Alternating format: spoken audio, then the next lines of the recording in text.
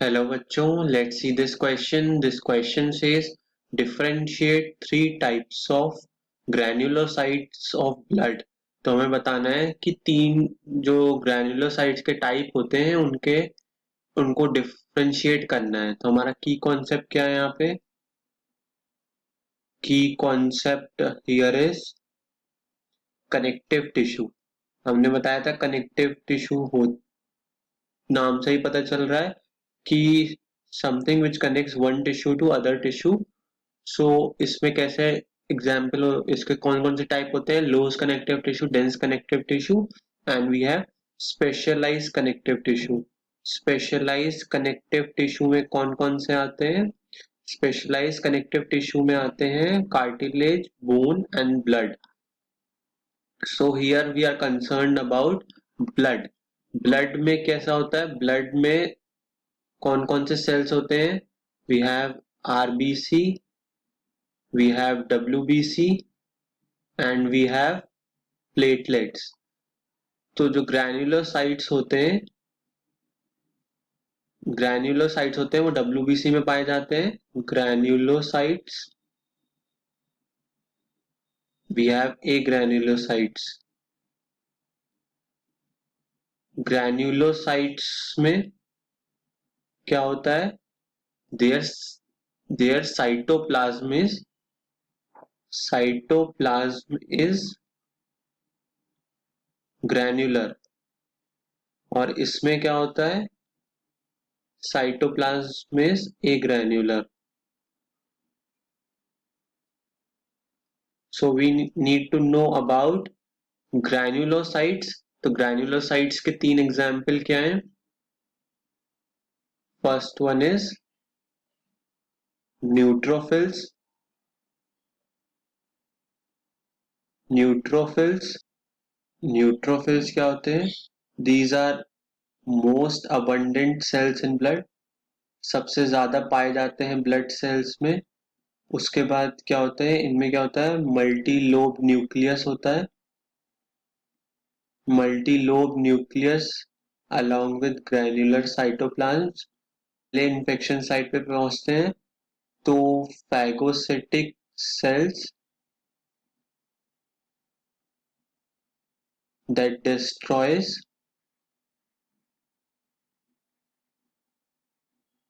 foreign organisms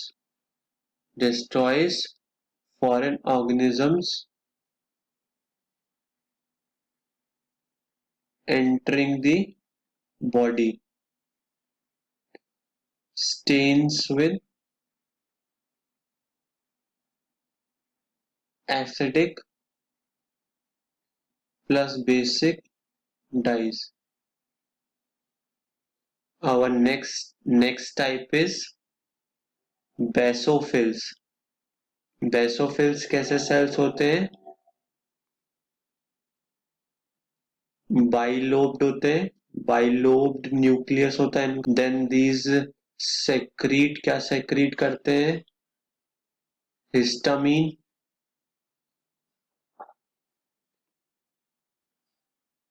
serotonin, heparin, which are involved in inflammatory and allergic reactions.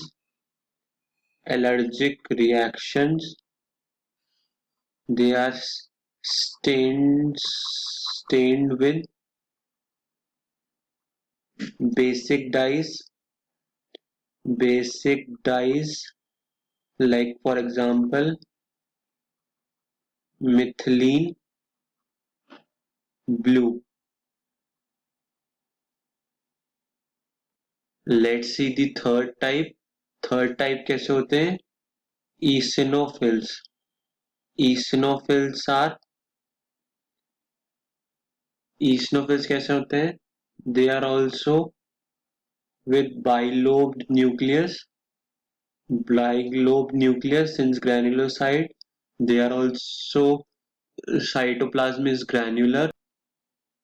ये motile phagocytic cells होते हैं, motile phagocytic sales होते हैं जो कि रेजिस्ट करते हैं इन्फेक्शंस को, resist infections and associated with associated with allergic reactions.